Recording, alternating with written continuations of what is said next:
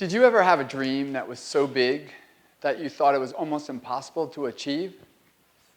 If you answered yes to that question, then I know how you feel. I've had those dreams. And while not every dream has become a reality, along the way I learned a powerful approach of picturing that has helped me achieve most. Today I want to share with you that technique so that you too can begin to see your dreams become a reality. One day, my junior year in high school, my father came home with a brochure. It was about a special school in Annapolis, Maryland, designed to train young men and women to become Naval and Marine Corps officers. While I'd never heard of the school, there was something about it that drew me in. It promised to push me in ways I could never imagine. The school was looking for well-rounded, self-motivated, high achievers who could take intense pressure. I didn't know if I could cut it. Frankly, I didn't even know if I deserved to get in, but by the time I finished reading that brochure, I knew more than anything I wanted to become a member of the Brigade of Midshipmen of the United States Naval Academy. I began picturing myself as a midshipman at Navy with my hand held up, swearing to defend and uphold the Constitution of the United States against all enemies, foreign and domestic. With that singular image in my mind, the things I needed to do started manifesting themselves. The Academy required academic excellence. Fortunately, I had good grades. But the school was asking for a lot more than just good grades. And up until that point, my extracurricular activities were really limited. I knew that if I didn't step up, I would never get in. And fear became my greatest motivator. The school required a physical fitness test. Keeping the image in my mind, I started exercising with purpose. Push-ups, pull-ups, sit-ups, and a run for time. I joined the Key Club and started participating with earnest. I sang in my church choir and praised God with my greatest voice. I tried out for a local school play, and while I only had a small part, I had fun learning everyone's lines. Opportunities started to present themselves. I was chosen to be mayor of the city where I lived for a day. And later I was selected to represent my school at Boise State. As I thought about getting into the Naval Academy, I realized I was having fun doing a lot of cool things. And while it would be devastating if I didn't get in, I knew I would be better off for my efforts. Then one February, my senior year, a letter came in. My mind started racing. My hands got sweaty. Would I get in? Could I take the rejection if I didn't? I said a short prayer and I opened the letter. The Academy invited me to become a member of the Brigade Shipmen, and I was so ecstatic. I started hooting and hollering. I was doing cartwheels. I did it, I was in. Since that day, I've had other dreams. Other big dreams. And in each case, I would picture where I wanted to be, and I would visualize what I would be doing and who I would be doing with when I got there. As the saying goes, you can't make a basket if you never take the shot. I knew I would miss the shot sometimes, and the failure would dampen my spirit, but I would be better off for my efforts, and I would be okay. Remarkably, my visualization has helped me achieve most of my goals. And what I learned along the way is it didn't take twice as much effort. It only took an extra 10%. You might ask, how is that possible? Well, let me give you an example. Fall semester my senior year at the Naval Academy, I had the chance to try out flying. My first plane I would ever fly is the Varga Kachina. After 6 flights in 8 hours, I would get the opportunity to solo. Now, it's one thing to fly alongside a qualified instructor pilot with thousands of hours. It's another thing to fly for the very first time solo. I remember sitting at the end of the runway with my checklist complete, and I suddenly felt all alone. I was paralyzed with fear. What if something goes wrong? What if my plane crashes? I was so scared I broke out into a cold sweat. Shoving the fear from my mind, I visualized myself flying my airplane and landing it safely. I then pushed the power up, started my takeoff roll, and with my instructor in the tower on the radios, I completed my first, then my second touch and go, and on the third time around, I landed safely and came to a complete stop. Woohoo! I just cheated death, and I loved it. On service selection night, I chose naval aviation, and I never looked back. Before I could begin flight training, I had to prove I was proficient in the water. There were a ton of tests. Treading water for 20 minutes, swimming for a mile in a flight suit. But the scariest of them all was the Dilbert Dunker. The Dilbert Dunker was a jet crash simulator. Now, the idea of crashing a jet into the ocean scared the heck out of me, but at least I would have the training in case it ever happened. I remember climbing up the stairs to the platform for the Dunker and watching my classmates, one by one, get tested in front of me. Once strapped in, the Dunker dropped 15 feet, slammed into the water, and flipped over. It seemed like forever before each of my classmates came to the surface.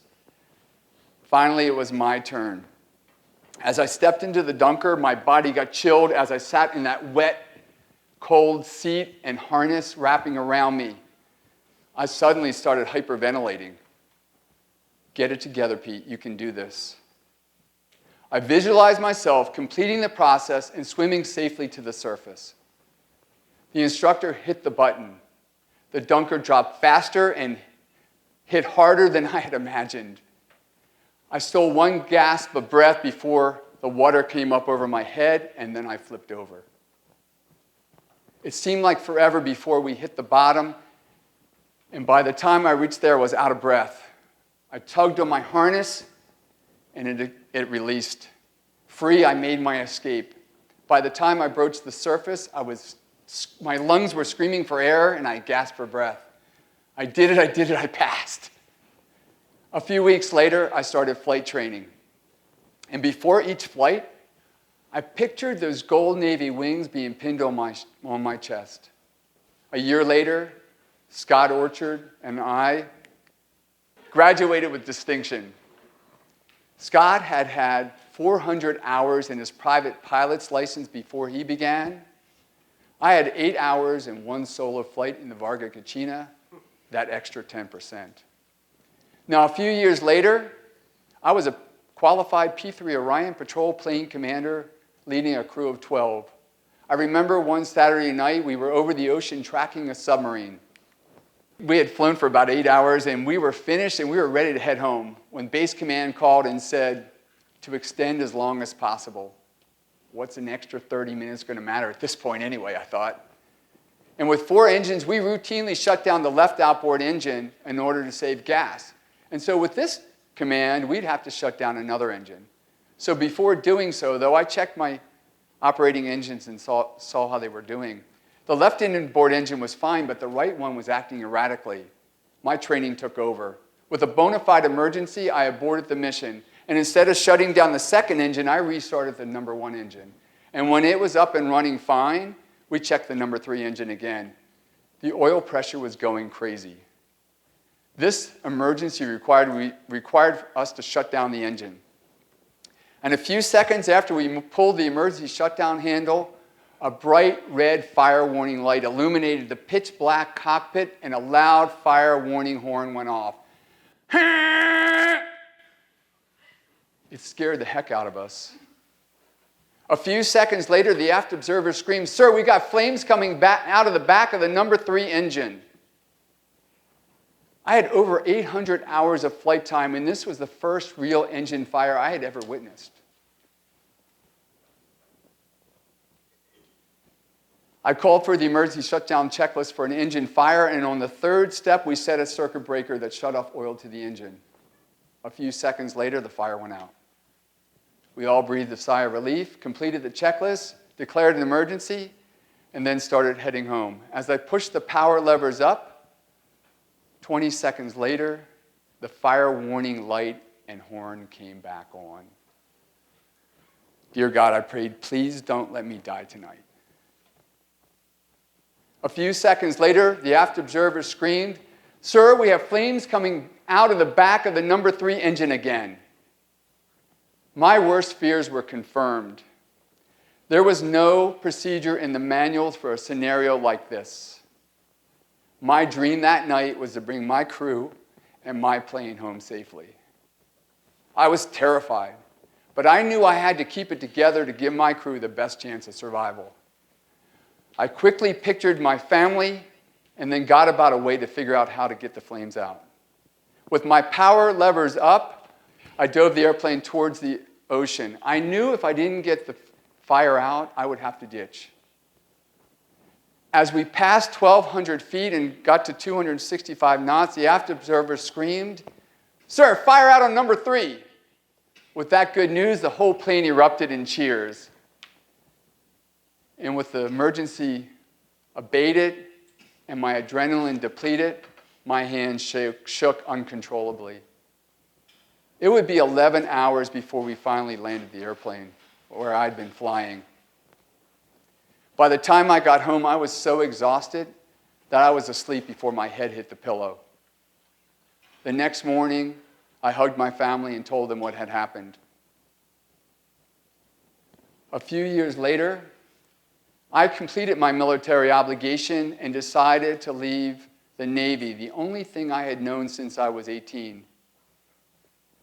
I had a yearning to enter the business world and decided the best way for me to do that was to get an MBA. And upon graduation, I joined the Coca-Cola company. And after 5 years in finance, I was bored crunching numbers.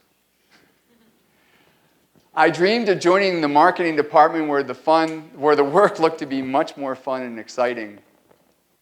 There, I would get to travel and work on cool projects. Through visualization, I landed a job on the sponsorship negotiations team, and I got to do deals with the NHL, with NASCAR, and the Atlanta Olympic Games. Through my success with the Atlanta Olympic Games, I got the opportunity not to work on just one Olympics, but 8 different times. I couldn't believe my good fortune. One of my greatest accomplishments was working with a woman named Gabriella on the 2004 Olympics in Sochi, Russia. My job was to create a Coca-Cola pin trading center. Since 1896 in Athens, pin trading had become the #1 spectator sport at the Olympics. If we were successful, this would be the 15th consecutive Olympics where Coca-Cola had a pin trading center. But from the outset, we were faced with one project-ending challenge after another. 4 months before the Olympics began, our pin manufacturer threatened to quit. And while I was able to resolve the problem, Gabriella grew worried. Picture yourself inside the Coca-Cola pin trading center at the Olympics, I urged. Still, problems kept popping up. Something wasn't right. I decided to make one more trip to Moscow. I remember greeting her that cold December day. Her face was distraught. She blurted, "Pete, our retailer just quit." My heart sank. Oh no, not again. If we couldn't find a replacement, we were toast. We scrambled, and miraculously, by week's end, we had found a backup. 2 months later, I exclaimed, "Gabriella, we're here, sitting in the Coca-Cola pin trading center just as we pictured." She said, "Pete, I believe because you believe." Not only was this one of the greatest compliments I've ever received, but it let me know that my visualization could help others achieve their own dreams. So I ask you, do you have a dream to do something big, something bold, something almost impossible to accomplish? Then I say, picture that dream. Visualize what you will be doing and who you will be doing with when you've accomplished it. The visualization will give you the clarity to know what to do and the determination to go that extra 10% to make it happen. Never let go of that dream. Not only will you accomplish it, but you will become an inspiration for dozens, if not hundreds of others who dare to dream of achieving theirs. In the words of Walt Disney, if you can dream it, you can do it. Thank you.